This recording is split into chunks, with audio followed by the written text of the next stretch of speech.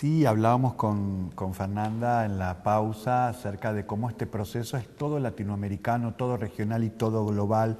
Nunca hay que mirar solamente la cosa pequeñita, mirando la mirada, ampliando la mirada y entendiendo incluso estratégicamente, volviendo a hablar del Plan Cóndor, de aquel plan económico. Me pregunto si lo que estamos viviendo hoy, y que vos haces referencia a un proceso político que discutió lo económico desde lo político local, con una mirada latinoamericanista, claramente, que empezó en el 83, si los juicios de la memoria no son también de alguna manera un punto clave, digo, el revisionismo argentino acerca de lo que ocurrió durante la dictadura, los delitos de lesa humanidad, juzgar a los genocidas y ahora la ampliación con lo de los cómplices, los civiles, el plan económico, ahora que estamos desnudando, que no tenemos que mirar solamente a quien disparó una bala, sino a por qué nuestro país quedó tan atado,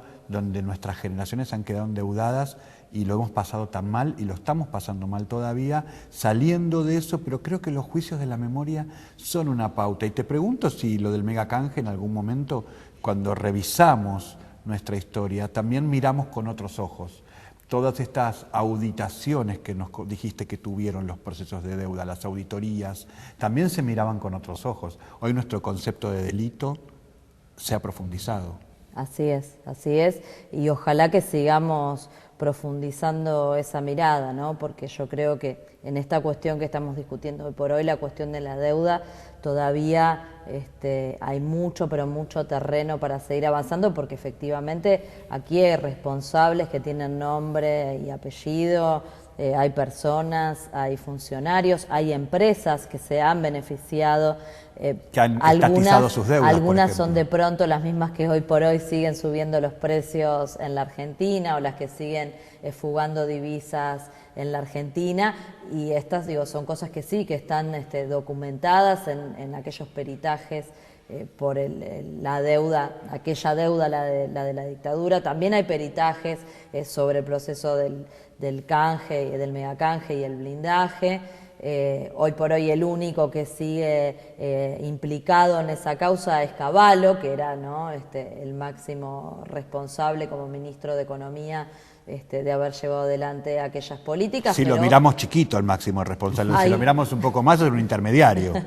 Hay otros actores también que hoy por hoy forman parte del escenario político local que también tuvieron responsabilidades, ¿no? Uno recuerda en aquella historia de la nacionalización de la deuda, Melconian ocupaba cargos económicos en ese momento, lo mismo Federico Sturzenegger, actualmente diputado de esta casa, formó parte, digamos, del grupo de funcionarios que llevaron adelante la operación del megacanje. Entonces, no estamos hablando de cosas además tan viejas, ¿no? Así que ahí vos hablabas del avance que significó los juicios de la memoria, el haber revisado esa parte tan oscura de nuestra historia y tan dolorosa, ¿no? Pero no creo que esto sea menos oscuro y menos doloroso. No, por eso digo que justamente me parece que después de haber avanzado todo esto que hemos avanzado, creo que el capítulo que ahora creo que nos toca como sociedad para poder seguir avanzando tiene que ver justamente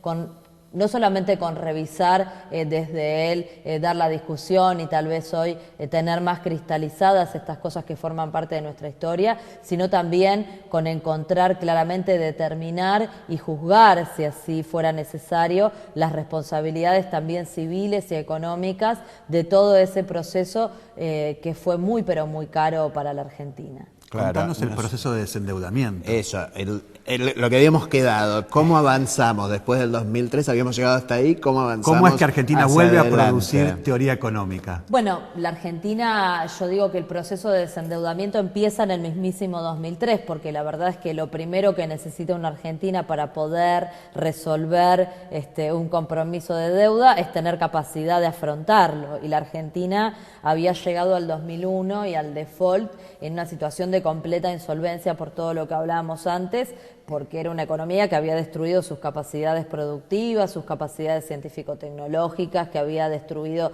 su capital humano, ¿no? El 25% de los trabajadores estaban desempleados, había ya casi una generación que se estaba criando viendo a sus padres fuera del ámbito del trabajo, con todas las complejidades que esto implica para una sociedad. De manera tal que lo primero que hubo que hacer fue poner en marcha nuevamente los motores del crecimiento de la economía y empezar en ese marco a reincluir a los argentinos que habían sido expulsados. Hubo mucho keynesianismo ahí. Mucho keynesianismo a la Argentina y mucha heterodoxia, ¿no? Uno nombra el keynesianismo porque obviamente es tal vez el autor más conocido. Hay otros incluso contemporáneos como el polaco Kalecki, por ejemplo, que algunos lo creemos incluso superior a Keynes, pero sin competencias de pensadores. Sí, por supuesto, lo que el kirchnerismo hizo fue con una matriz básicamente keynesiana, pero esencialmente una matriz a contramano de lo que el bloque hegemónico y el consenso de Washington nos venían imponiendo hasta hacía muy poquito tiempo atrás. Y a partir de esa nueva mirada de la economía, de esa nueva instrumentación de política económica, se empieza a poner en marcha otra vez la economía argentina. Para los que no recuerdan, al principio eran por decreto pequeños aumentos que Néstor habilitaba durante su primer mandato para ir fortaleciendo los ingresos de los trabajadores. La obra pública fue también un gran pilar de cómo se fortalecía la demanda y a partir de ello se traccionaba la inversión y se traccionaba la actividad económica. Que es esencialmente la lógica con la que funciona el modelo económico. Hablas de una heterodoxia en la aplicación de la concepción, porque aquí hubo una construcción de un Estado presente que fue mucho más allá de la inversión en obra pública, como el keynesianismo propone, digamos, de la gran maquinaria de inversión para que se genere el trabajo, sino que hubo un Estado presente que en paralelo discutió la ley de medios, o sea, fue una mirada de verdad muy inclusiva. Ahora, a mí me gustaría que, porque sé quienes también nos miran, digamos, y que por ahí, si no se van a quedar con esta cuestión de que estamos nombrando determinadas teorías o determinadas posiciones dentro de las políticas económicas y demás, que podamos darle como una explicación un poco más. Bueno, ¿qué significa esto de dar estos aumentos por decretos, invertir en la obra pública? ¿Para qué se hace esto? ¿Para qué se hizo esto? Yo quiero que bajemos un poco. Por dos razones, ¿no? Por supuesto que, cuando uno piensa en la necesidad de desarrollar una nación, por ejemplo, naturalmente es necesario que exista la infraestructura para que ese desarrollo pueda sustentarse. Entonces, ustedes recordarán, por ejemplo, para explicar. Si te interesa desarrollar una nación y no a un grupo de empresarios que la única estructura que necesitan es armar. O a una determinada región. El neoliberalismo, por ejemplo, nos decía en los 90 que muchas provincias de la Argentina eran inviables. Y en realidad lo que en todo caso las hacía inviables era justamente la ausencia del Estado, porque una provincia donde no llega el gas, donde no llega la electricidad, donde no hay caminos por donde transportar lo que se va a comercializar en última instancia, donde no llega el agua, donde no llegan los insumos básicos para cualquier producción, naturalmente es inviable y una industria no puede asentarse en ese lugar. Eso es, por supuesto, estamos hablando de todas cuestiones estructurales donde el sector privado no interviene. Es absolutamente necesaria la intervención del Estado con la inversión pública, con la infraestructura para el desarrollo, para que luego las empresas puedan invertir, puedan generar empleo y así se construye el famoso círculo virtuoso de la economía.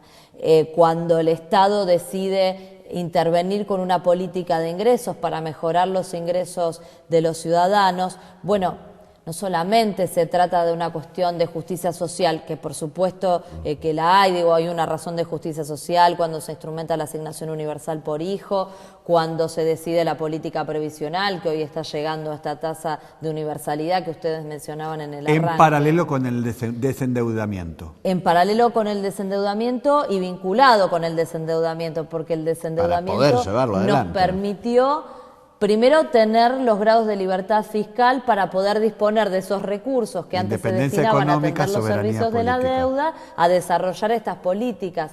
Y también los grados de libertad política para poder aplicar estas determinadas políticas que estaban en las antípodas de lo que el Fondo Monetario Internacional nos imponía antes. Entonces, si la Argentina no hubiera saldado la deuda con el Fondo Monetario Internacional en el año 2006, después del primer canje, que fue el del 2005, o sea, indudablemente no hubiera ganado la libertad política para poder desplegar estos instrumentos de política económica que no son para nada los que el Fondo Monetario Internacional suele recomendar. Para cerrar el circuito de historia de línea de tiempo, entonces hubo un canje. En el 2005. En el 2005. Y ustedes fíjense que en ese primer canje, la Argentina, déjame cerrar la idea anterior que me parecía muy importante, lo quiero terminar de decir, porque estaba diciendo que no solamente había una razón de justicia social, porque a veces nos dicen esto de, bueno, en el mejor de los casos dicen, bueno, ustedes serán muy buenos, muy idealistas, pero esto es económicamente insustentable, ¿no? Porque no se puede expandir el gasto y entonces no pueden financiar esta política.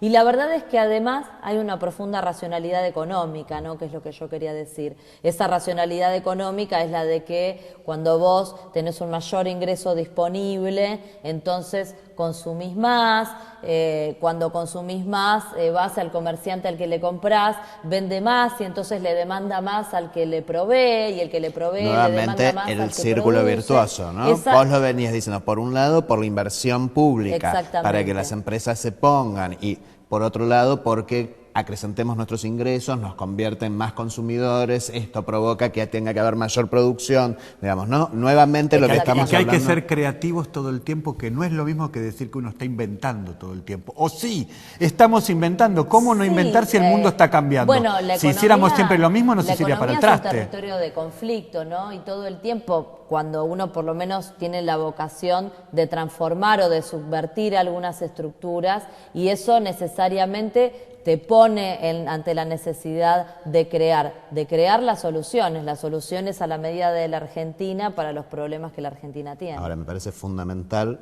lo que acabas de mencionar, digamos, ¿no? Que, digamos, obviamente que está ese pilar fundamental, esa bandera fundamental que es la justicia social, pero que también, digamos, esta racionalidad económica que vos planteabas, por lo cual, digamos, llevamos adelante esta dirección contraria, digamos, a lo que se nos venía planteando desde el Fondo Monetario Internacional, y que por eso necesitábamos también independizarnos, digamos, o empezar un proceso de independencia, digamos, porque todavía estamos luchando en eso mismo.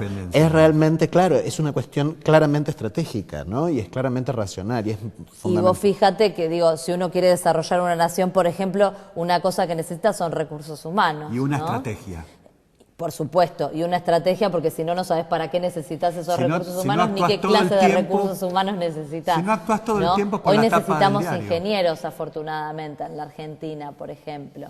Y quería decir que esos 6 puntos de nuestro producto que nosotros antes destinábamos a atender servicios de la deuda son los mismos con lo que hoy la Argentina financia sus políticas educativas, ¿no? Esto también es la importancia. ¿A dónde va de la plata que de se fugaba? A desendeudamiento. educación, por ejemplo. Fernanda, estamos con poquísimos minutos, pero avanzando a grandes rasgos en la historia. Cerrando la historia de la deuda. Exacto. ¿Y en qué situación estamos hoy? Bueno, estamos en que después de ese primer canje del 2005, donde ingresan el 76% de los acreedores, y fíjense la importancia de lo que hoy se discute sobre la necesidad de que exista un marco de preservación de los procesos de reestructuración soberana, porque si eso guardara una relación con la legislación de quiebras, que habla de que con un 66% basta para incluir al total, solo con ese primer canje del 2005 Argentina hubiera resuelto el problema de la reestructuración. El segundo canje del 2010 nos llevó hasta el 92.4%, del que tanto se ha hablado en estos días, y nos quedó ese 7% afuera, que son estos holdouts, y dentro de ellos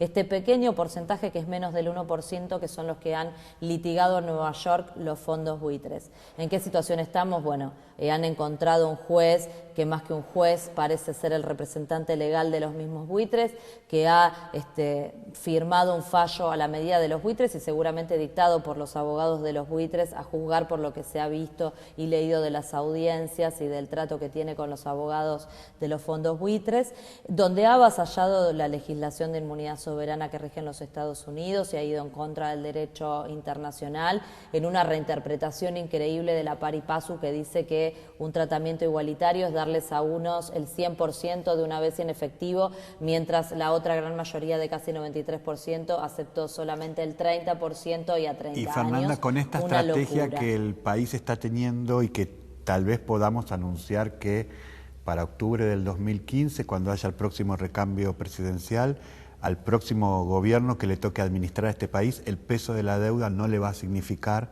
un condicionamiento a sus políticas. Por supuesto, pero lo podemos decir a eso porque hemos tenido un gobierno en este último periodo que cuando la Argentina tiene un peso de su deuda externa con privados de solamente el 10% del PBI cuando era del 95, cuando llegó Néstor, y lo puede sostener porque no ha caído en la trampa que ha dejado planteado el fallo de Griesa, porque si la Argentina y si el gobierno nacional no hubiera tomado y sostenido las definiciones que sostuvo y hubiera hecho lo que algunos irresponsablemente han planteado y todavía siguen planteando, de que vayamos y hagamos lo que dice el juez en ese fallo, la Argentina hoy estaría retrotrayéndose al momento de endeudamiento previo a la reestructuración.